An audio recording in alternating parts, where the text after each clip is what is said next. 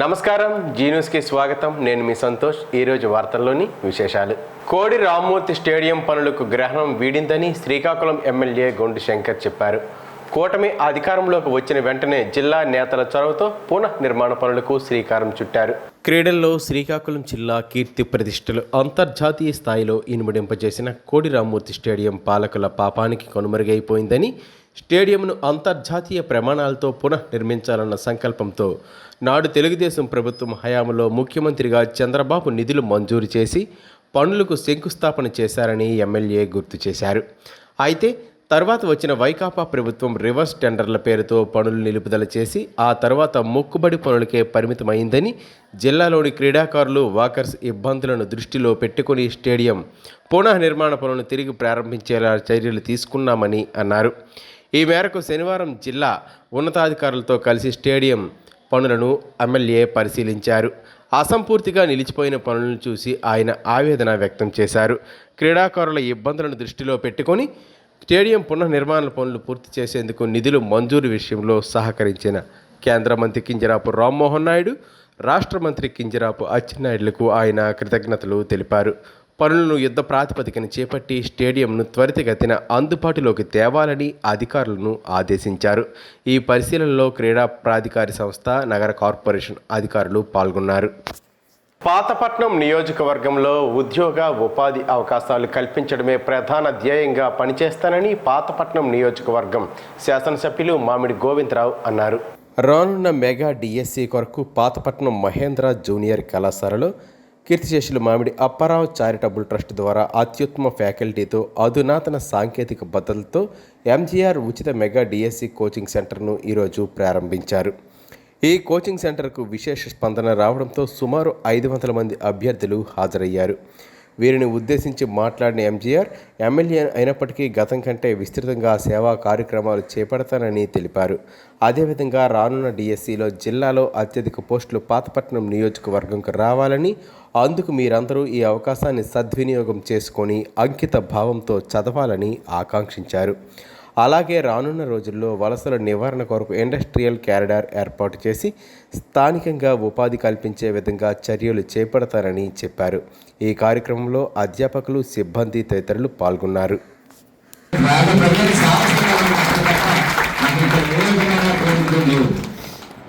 Teachers అందరికీ పిలిచారు. చేతుల మేషారు కానీ, కృష్ణ మేషారు కానీ, గోవింద మేషారు కానీ, మన ఎంబీఓ రాంబాబు గారు కానీ, మేషారు కానీ, మొత్తం అందరికీ ఇక్కడ ఉన్న మొత్తం మేషాలు అందరికీ మగవారికి అందరికీ కూర్చొని పెట్టి ఎట్టి పరిస్థితుల్లో నెంబర్ 1 ఫ్యాకల్టీతో మనం ఇవ్వాలి. ఎట్టి పరిస్థితుల్లో పిల్లలు మనల్ని నమ్ముకొని ఎక్కడికో కోచింగ్ వెళ్ళకంటే పాతపట్నంలో ఉండిపోతానంటే అక్కడికన్నా ఎక్కువగా ఇక్కడ కాకినాడ కానీ, లేదా రాజమండ్రి కానీ, లేదా హైదరాబాద్ కానీ, లేదా ఉన్నారు అవనగడ్డ కానీ, ఈ అవనగడ్డ కన్నా ఇక్కడ మంచి కోచింగ్ ఫ్యాకల్టీ కావాలంటే ఫ్యాకల్టీ కూడా ఒక ఫ్యాకల్టీకి ₹1,00,000 పైన ఖర్చు అవుతుంది. దానికి వెల్కమ్ చేయకూడదు. నేను చూసుకుంటానండి. మీరు ఎట్టి పరిస్థితులు ఏ ఫ్యాకల్టీ నా పిల్లలకు అవసరం ఉందో అదే ఇక్కడ ఇవ్వండి, ఎట్టి పరిస్థితులు అని చెప్పడం అనేది జరిగింది. మిమ్మల్ని అందరినీ రిక్వెస్ట్ చేస్తున్నాను, ఎంతకన్నా అవకాశం నాకు రాదు. శ్రీ నారా చంద్రబాబు నాయుడు గారు అధికారంలో వచ్చిన ఫస్ట్ సంతకం పెట్టేది మెగా న్యూస్.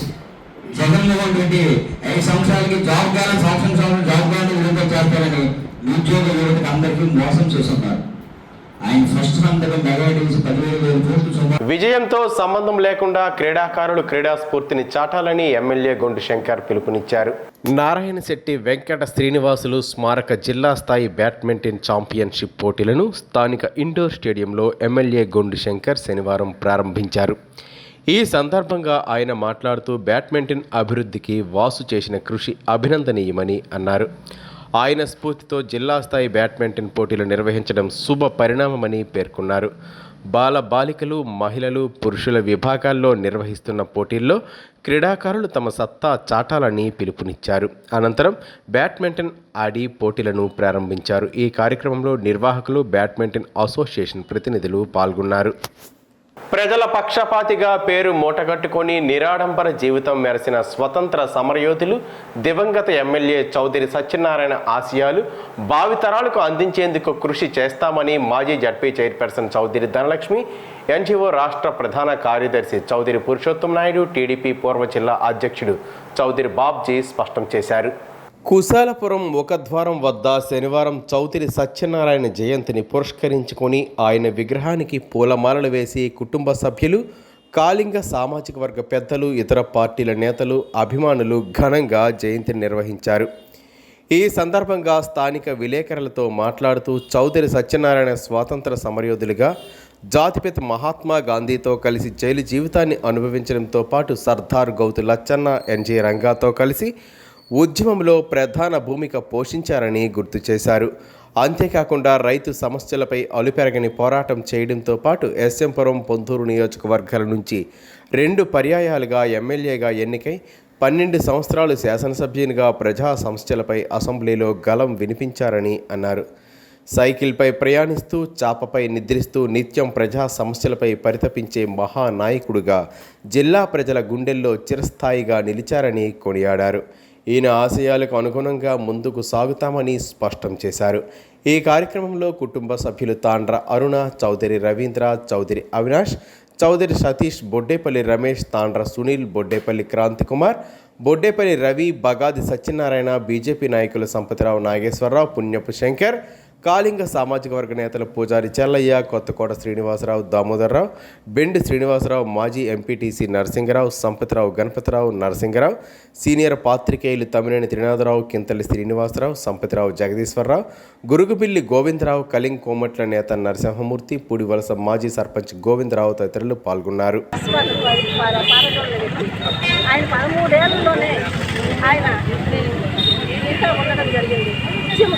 ఉద్యమకారుడిగా ఆయన ముందుకెళ్ళడం జరిగింది. మరి ఆ రోజు ఆయన చూసుకుంటే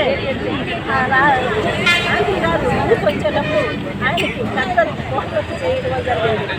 ఆ రోజే ఈరోజు పొందూరు అందరికీ ఒక ప్రపంచంలోనే మంచి స్థానం జరగడం జరిగింది. అదే రకంగా ఆయన ఆ రోజు రంగా గారి అనుచరులు గాంధీ గారితో ఆయన జైల్లో ఉండడం జరిగింది. మద్రాసు జైల్లో ఆయన లెక్కలు కూడా మా మామగారికి లేదు.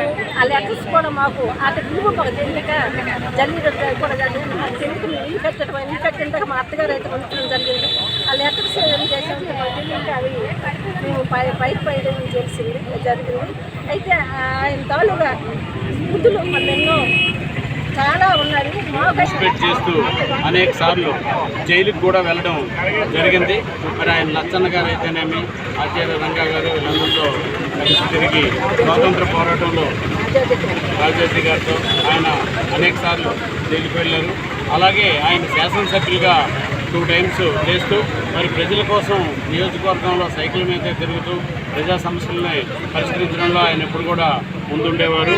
మరి అలాంటి ప్రజల మనిషి ఈరోజు మరి మనం నివాళులు అర్పించడం అనేది అవసరం. ఆయన ఆశయాల్ని అందరం కొనసాగించాల్సిన ఆవశ్యకత ఉంది. మా కుటుంబం కూడా మరి ఆయన అడుగుజాడల్లో నడుస్తూనే మరి పూర్తి స్థాయి డెమోక్రసీ అంటే మా కుటుంబంలో ఉంది. ఎందుకనంటే ఎవరికి నచ్చిన పార్టీ కానీ ఎవరికి నచ్చింది కానీ వాళ్ళు ఆ పార్టీల్లో ఉండడం, కుటుంబంగా కలిసి ఉండడం, పార్టీల పరంగా ఎవరు స్థాయిల్లో వాళ్ళు ఖచ్చితంగా పనిచేయడం అనేది మా కుటుంబంలో ఉన్న ప్రత్యేకత. మరి స్వాతంత్ర సమరయోధుల స్ఫూర్తితో నేటి తరం ముందుకు సాగాలని జడ్పీ మాజీ వైస్ చైర్మన్, టీడీపీ సీనియర్ నేత చౌదరి నారాయణమూర్తి అన్నారు. నగరంలోని శాంతినగర్ కాలనీలో ఉన్న గాంధీ మందిరం స్వాతంత్ర సమరయోధుల స్మృతివనంలో చౌదరి సత్యనారాయణ 116వ జయంతి వేడుకల్లో శనివారం ఆయన పాల్గొన్నారు. ఈ సందర్భంగా బాబీ మాట్లాడుతూ గాంధీ మందిరం దేశంలోనే ఓ అద్భుతమైన ప్రదేశమని, ఈ మందిరంలో తన తండ్రి చౌదరి సత్యనారాయణ విగ్రహం నెలకొల్పడం ఆనందంగా ఉందని అన్నారు.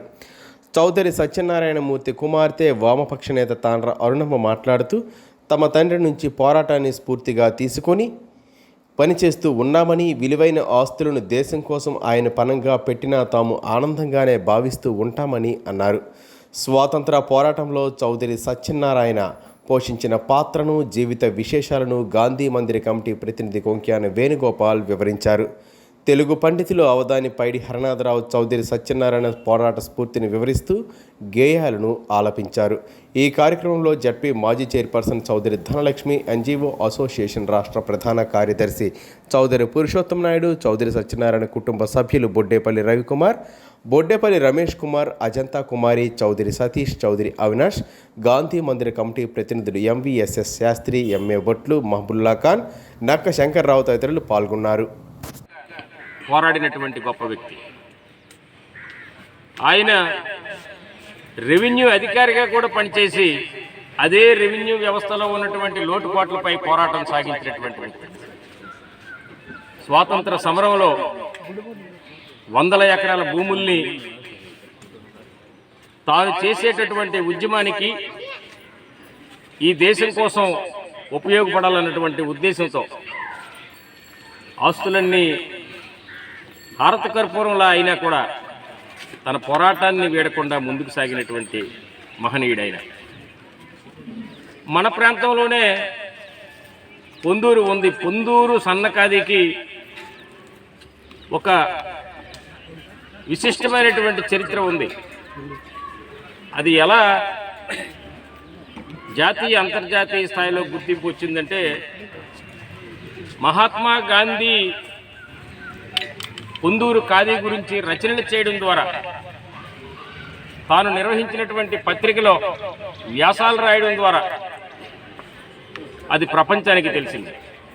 అయితే అది ప్రపంచానికి తెలియడానికి ముఖ్య కారకులు మన చౌదరి సత్యనారాయణ గారు. మహాత్మా గాంధీ గారికి క్షుణ్ణంగా వివరించి పొందూరు సన్నకాది తయారు చేసే విధానం నుంచి మగ్గాలు నడిపేటటువంటి విధానం గురించి వివరించినటువంటి గొప్ప వ్యక్తి. మరటువంటి మహనీయుడు చేసినటువంటి పోరాటాలకు గుర్తుగా తామ్రపత్ర పురస్కారం భారత ప్రభుత్వం అందించింది. అలాగే ఈరోజు ప్రముఖ పుణ్యక్షేత్రం తిరుమల తిరుపతిలో అక్కడ విమానాశ్రయం దగ్గర మన జననాయక్ చౌదరి సత్యనారాయణ గారి చిత్రపటం ఉంటుంది. అలా చెప్పుకుంటూ ఉంటే చౌదరి సత్యనారాయణ గారు శాసనసభ్యుడిగా కూడా ప్రాతినిధ్యం వహించి 2 సార్లు ప్రజాప్రతినిధిగా ఈ శ్రీకాకుళం జిల్లాలోనే కాకుండా ఉమ్మడి ఆంధ్రప్రదేశ్ రాష్ట్రంలో ఉండేటటువంటి పౌరుల సమస్యల్ని చట్టసభలో ఎలుగెత్తి చాటి నీతిగా నిజాయితీగా తన బాధ్యతలు నిర్వహించినటువంటి వ్యక్తి. ఇప్పుడు మనం చూస్తూ ఉంటాం, ప్రజాప్రతినిధులు గ్రామ స్థాయిలో చిన్న పదవి ఉంటే చాలు, మనకి కారు ఉండాలి, విమానం ఉండాలి, మన స్థాయి అదని మనం మాట్లాడుకునేటటువంటి రోజులు ఇవాళ వచ్చేసినాయి. ఆయన 10 ఏళ్ళు శాసనసభ్యుడిగా ఉన్నా కూడా సైకిల్ మీద తిరుగుతూ తన జేబులో ఒక జేబులో స్టాంపును, పెన్ను, స్టాంపు, 4 కాగితాలని, తెల్ల కాగితాలని పెట్టుకుని ఎక్కడికక్కడే ఉత్తరాలు రాయడం మొదలు దానికి అక్కడే స్టాంపు కొట్టి అధికారులకి స్వయంగా కూడా అందజేసిన సందర్భాలు ఉన్నాయి. ఈ ఏడాది దాటుంటుంది. ప్రతిరోజు ఏడనే అన్నా క్యాంటీన్ కాడనే భోజనం చేస్తున్నా. అడిగితే లేదనకుండా విసుగు చెందకుండా కడుపు నిండా పెడతారు. టయానికి బండి వస్తుంది, రుచైన భోజనం పెడతాది. నాలాటోడికి ఇంకేం కావాలి, అన్నదాత సుఖీభవ అంటున్నారు సిక్కోలు వాసులు. కూలి దొరికితే కడుపు నిండుతుంది, లేకుంటే పస్తులే. కడుపు నిండాలంటే దండిగా కాసులుండాలి. కానీ అన్నా క్యాంటీన్ కష్టం తీరుస్తుంది. వందలాది మంది కడుపు నిండా అన్నం పెడుతుంది. పేదోళ్ళ బతుకులకు ఇంతకన్నా ఏం కావాలా? ఆ శంకర్బాబు చల్లగా ఉండాలా? మా ఆయుష్ కూడా పోసుకొని పేదోళ్ళు అనాథలకు అండగా నిలవాలా? పొట్టి శ్రీరాములు మార్కెట్కి సరుకులు కొనేందుకు వచ్చాం. హోటల్లో భోజనం చేసే పరిస్థితి లేదు. అన్నా క్యాంటీన్ గురించి తెలిసి వచ్చాము. ఇంతమందికి ఉచితంగా నాణ్యమైన భోజనం అందించడం, అది 400 రోజులకు పైగా అంటే చాలా గొప్ప విషయం. భిక్షాటన చేసుకొని దొరికిన కాడికి కడుపు నింపుకునేవారు. చంద్రబాబు నాయుడు పెట్టిన అన్నా క్యాంటీన్ మాకు 5 రూపాయలకే 3 పూటలా కడుపు నింపేది. అది ఆగిపోయి మా బ్రతుకులు మళ్ళీ మామూలయ్యే సమయానికి గొండు శంకర్బాబు 7 రోడ్ల జంక్షన్, పాత బస్టాండ్ ప్రాంతాల్లో ఏర్పాటు చేసిన క్యాంటీన్ మాకు వరం లాంటిదే. ఒక్క పూటైనా ప్రతిరోజు మంచి భోజనం ఉచితంగా పెడుతున్నారు. శంకరన్నకు చేతులెత్తి మొక్కేలా ఇది గొండు శంకర్ ఆధ్వర్యంలో నిర్వహిస్తున్న అన్నా క్యాంటీన్ వద్ద భోజనం చేస్తున్న వారి మనసులో మాట. నేటికి 450 రోజుల నుంచి ప్రతిరోజు క్రమం తప్పకుండా నిరంతరాయంగా అన్నా క్యాంటీన్ కొనసాగిస్తూ ఆకలి తీరుస్తున్న వైనంపై వివిధ వర్గాల వారి స్పందన. కక్షపూరితంగా పేద బతుకులపై కనికరం లేకుండా వైకాపా ప్రభుత్వం టీడీపీ ప్రవేశపెట్టిన అన్నా క్యాంటీన్లు మూసివేస్తే ఖర్చుకు వెనుకాడకుండా ఆకలి తీర్చడమే లక్ష్యంగా గొండు శంకర్ ప్రారంభించిన అన్నా క్యాంటీన్ లక్ష్యాన్ని చేరుకుందని విషయం వారి మాటల్లోనే స్పష్టమవుతుంది. ప్రతిరోజు మధ్యాహ్న భోజన సమయానికి పేదలకు అందుబాటులో ఉంటూ వారి ఆకలి తీరుస్తున్న అన్న క్యాంటీన్ అందరి మన్ననలు పొందుతుంది. పాత శ్రీకాకుళంలో కొలువై ఉండి మహిళల కొంగు బంగారమై భక్తులతో పూజలు అందుకుంటున్న శ్రీ సంతోషిమాత అమ్మవారి ఆలయంలో విశేష పూజలు జరిగాయి. శనివారం ఉదయం అమ్మ దర్శనానికి పలువురు మహిళలు దంపతులు హాజరై కుంకుమ పూజలు నిర్వహించుకున్నారు. ఆలయ ప్రధాన అర్చకులు మోదుకూరి కిరణ్ శర్మ ఆధ్వర్యంలో అమ్మవారి కలశ స్థాపన, చండీ పారాయణం, శ్రీ లక్ష్మీ గణపతి మూలమంత్ర సంతోషిమాత పరివార దేవతార్చన కార్యక్రమాలు నిర్వహించారు. హాజరైన భక్తులకు అమ్మవారి గోత్రనామాలతో పూజలు నిర్వహించి తీర్థ ప్రసాదాలను అందజేశారు. ఈ వార్తలు ఇంతటితో సమాప్తం. మళ్ళీ తర్వాత బులెటిన్లో కలుసుకుందాం. నమస్కారం.